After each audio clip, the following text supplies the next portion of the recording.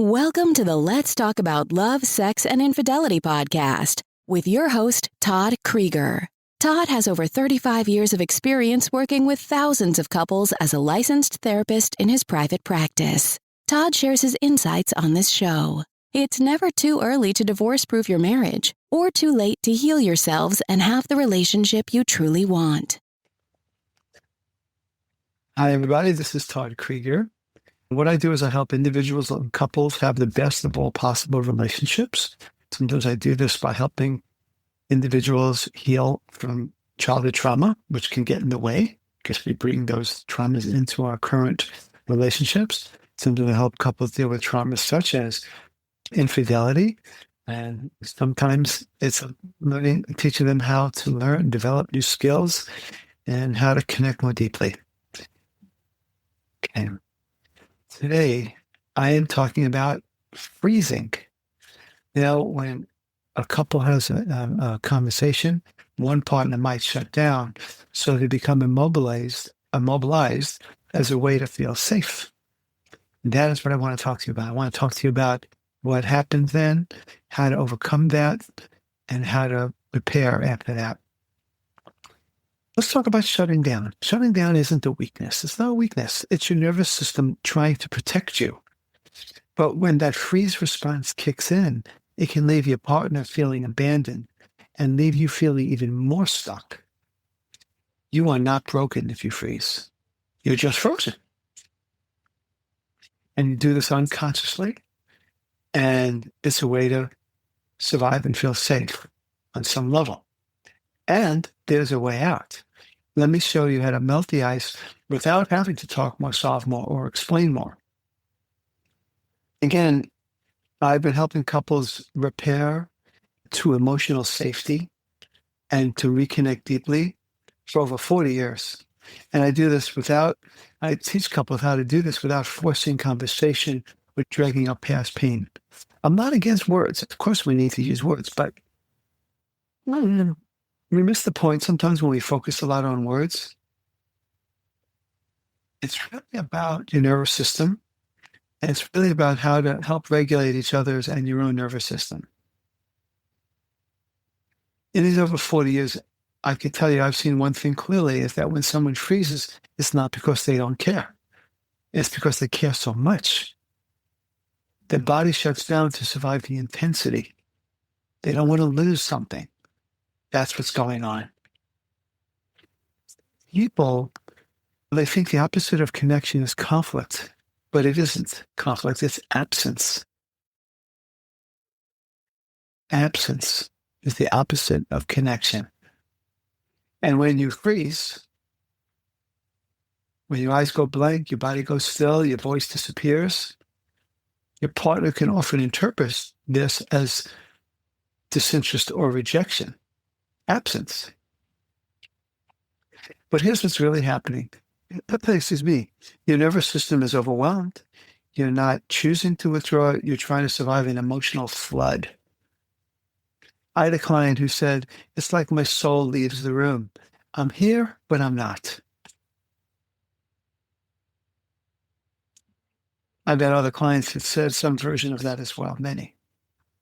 And every time that happened, a partner would get louder, trying to pull her back, which only made her retreat deeper.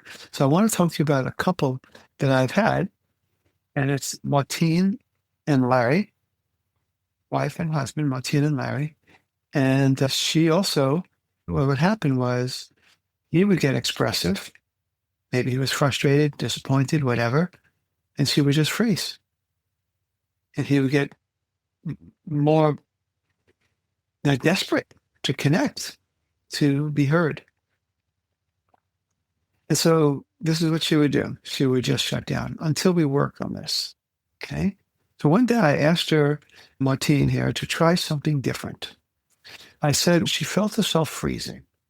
Instead of disappearing completely, she was to press her feet into the floor. That is a grounding, helps people feel their body, because when you freeze, you oftentimes go numb. So she was to press her feet into the floor, grab a warm cup of tea, step on it, and place her hand on her heart. You can see these are all kinesthetic bodily ways to feel. Floor, feet on the floor, right? Feeling that and tasting the hot tea and putting her hand on her heart. And stay looking at her partner. Maybe she would need to do those things first and then look at her partner. She didn't say a word, but she told me that she did it. She did what I asked her to do. She didn't say a word. That's what she did. When a person freezes, you can't expect them to just, like a light switch, come right out of it. So she did all those things. Feet on the floor, ground, pushing the feet on the floor, grabbing the hot tea, putting her hand on her heart, looking at her partner. And her partner saw this. And something shifted. He said, that was the first time I felt like you stayed even when you couldn't talk. We undervalue the power of presence. And Larry felt Martine's presence. See, we're taught that healing comes through talking. But when your nervous system is frozen, words won't come. And that's okay. What you need isn't more language. It's more safety.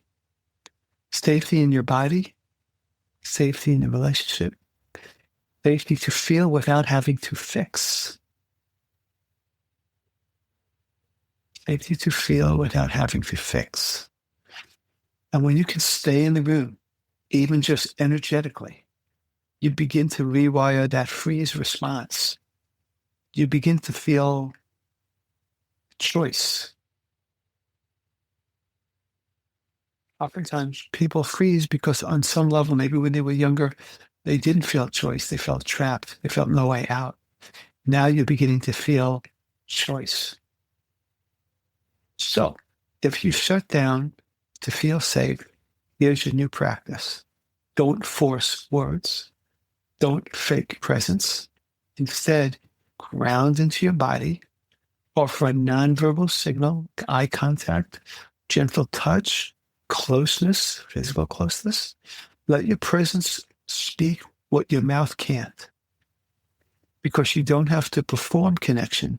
You just have to allow it.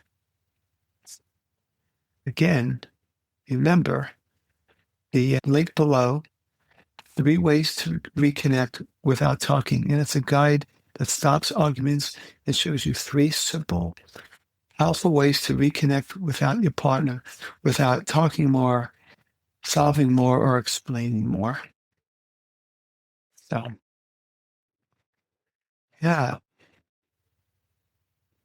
this way of being will get you out of that feeling trapped so that you have that choice and so that your partner can notice your presence.